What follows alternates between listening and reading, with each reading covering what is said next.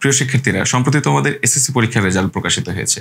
সেই পরীক্ষাতে অনেকেই হয়তো প্রত্যাশিত রেজাল্ট জিপিএ 5 পেয়েছো, তাদেরকে তো অবশ্যই অভিনন্দন। একইভাবে কিন্তু অনেকেই তোমরা তোমাদের প্রত্যাশিত রেজাল্টটা করতে পারো নাই, হয়তো খুব অল্পের জন্য জিপিএ 5 মিস করে গেছো, বা 80 মার্কসের জায়গায় 1 মার্ক 2 মার্কের জন্য হয়তো তুমি A+ মিস করেছো। স্বাভাবিকভাবে তাদের মন খারাপ, এবং একই সাথে তাদের গার্ডিয়ানদের বা অভিভাবকদেরও মনও কিন্তু খারাপ।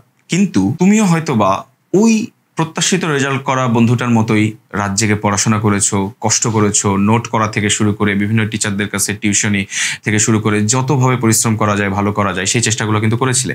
একইভাবে তোমার গার্ডিয়ানরাও কিন্তু তোমাকে যত রকমের সাপোর্ট দেওয়া সম্ভব, অর্থনৈতিকভাবে কিংবা তোমার মেন্টালি সাপোর্ট দেওয়া থেকে শুরু করে যতভাবে তোমাকে হেল্প করা যায়, তোমার গার্ডিয়ানরাও কিন্তু তাই করেছিল।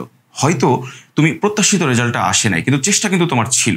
দেখো, আমরা মানুষরা বা আমাদের ক্ষেত্রে আমরা শুধু আসলে চেষ্টাই করতে পারি, ফলাফল কিন্তু আসলে আল্লাহ তাআলার পক্ষ থেকে আসে। এই জন্যই আল্লাহ তাআলা কি বলেছে সূরা নাজমে, যে মানুষ যা চায় তা কি সে পায় না। আবার অন্য এক জায়গায় কিন্তু আল্লাহ তাআলা এটার উত্তর দিয়েছে, তিনি বলেছেন যে মানুষ তাই পায় যা সে চেষ্টা করে। সুতরাং ফলাফল কিন্তু আসলে আমাদের হাতে নেই, আমরা শুধু চেষ্টাই করতে পারি। তবে আমাদের আশেপাশের মানুষ, পরিবেশ, আমাদের আত্মীয় স্বজন থেকে শুরু করে সবাই কিন্তু আসলে ফলাফলটাকেই ফোকাস করে। সবাই বলবে যে না, ও তো ভালো রেজাল্ট করেনি, বা এরকম একটা বলার চেষ্টা করবে। এই কারণে আমাদের ভিতরে একটা হতাশা বা ডিপ্রেশন তৈরি করে। হ্যাঁ, এটা স্বাভাবিক। কিন্তু খেয়াল করে দেখো, আমাদের একাডেমিক লাইফে বা আমাদের জীবনের বলা যায় যে সবচেয়ে প্রথম ধাপের পরীক্ষা বা প্রথম দিকের পরীক্ষা হচ্ছে এসএসসি পরীক্ষা। এর ঠিক পরেই আমাদের একাডেমিক লাইফে সবচেয়ে গুরুত্বপূর্ণ যে ধাপটা, ইন্টারমিডিয়েট এবং এইচএসসি পরীক্ষা, এবং তার পরবর্তীতে ভর্তি পরীক্ষা, যেটার উপর নির্ভর করবে যে আমরা আসলে ডাক্তার হব নাকি ইঞ্জিনিয়ার হব, বা আমাদের ক্যারিয়ার কোন দিকে যাবে, সেই পরীক্ষাগুলো আছে।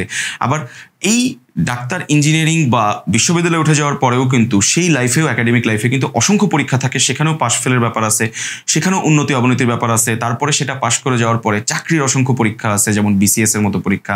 সেগুলোতেও ভালো খারাপ আবারও কিন্তু সেই হতাশা তৈরি হতে পারে, উন্নতির ব্যাপার থাকতে পারে। তার পরবর্তীতে একটা মানুষ আসলে তার লাইফে, তার প্রফেশনাল ক্ষেত্রে অসংখ্য জায়গায় হচ্ছে যে ব্যর্থ হতে পারে, পরীক্ষা থাকতে পারে। তার মানে হচ্ছে যে ব্যর্থতা, সফলতা এগুলো আমাদের সারা জীবনেই মিলেমিশে আছে। একদম শুরুর দিকের এই পরীক্ষাতে আমরা যারা হয়তো কাঙ্ক্ষিত রেজাল্ট করতে পারি নাই, তাদের জন্য কিন্তু একটা পজিটিভ ব্যাপার আছে। তোমরা হয়তো খেয়াল করে দেখো, অলরেডি সেটা নিয়ে চিন্তা ভাবনা করা শুরু করেছো যে আমি আমার ইন্টারমিডিয়েটের জন্য কোন সাবজেক্টকে বেশি গুরুত্ব দিতে হবে, আমি আমার কোন জায়গাটায় আসলে ঘাটতি ছিল, কোন অঙ্কগুলো আমাকে আরো বেশি করতে হবে, এই জিনিসগুলোর চিন্তা কিন্তু তুমি শুরু করে দিয়েছো। ফলে তুমি যদি এই ইন্টারমিডিয়েটের খুব অল্প সময়টাকে খুব স্ট্র্যাটেজিকভাবে, খুব ভালোভাবে পরিকল্পনা করে সাজাতে পারো, এবং তার ফলে যেটা হবে, এইচএসসিতে যেমন খুব ভালো একটা রেজাল্ট করা সম্ভব, একইভাবে এই ভিত্তিতে তুমি কিন্তু তোমার ভর্তি পরীক্ষার জন্য খুব ভালোভাবে প্রিপেয়ার্ড হয়ে যাবে এই সময়টাতে। আর গার্ডিয়ানদেরকে বলবো, আপনারা ঠিক যেভাবে এতদিন পর্যন্ত আপনাদের বাচ্চাদেরকে সাপোর্ট দিয়ে এসেছেন, এতদিন পর্যন্ত তাকে যেভাবে আপনি উৎসাহ দিয়েছেন, ঠিক দরকার হলে এর চাইতে আরো বেশি উৎসাহ দেবেন ইন্টারমিডিয়েটের জন্য। কিন্তু আপনারা যদি অনেক বেশি হতাশ হয়ে থাকেন, এবং তাকে যদি অনেক বেশি ফলাফল নির্ভর পড়াশোনার জন্য প্রেশারাইজ করেন, চাপ দেন, বা ফলাফলের জন্য যদি শুধুমাত্র চিন্তা করেন, তার কাছ থেকে আশা করেন, তাহলে সে যেটা করবে, সে অনেক বেশি ফলাফলের দিকে ফোকাস থাকবে। সে হয়তো নৈতিকতার বাইরে গিয়ে বৈধ অবৈধ পন্থায় সে রেজাল্ট আপনাকে উপহার দেওয়ার চেষ্টা করবে। তাতে যেমন এইদিকে তার একটা ক্ষতি হওয়ার চান্স থাকবে, আবার তার বেসিক জায়গাগুলোতে, যে জায়গাগুলোতে তার হয়তো দুর্বলতা ছিল, সেই জায়গাগুলোকে সে ওভারলুক করে যাবে।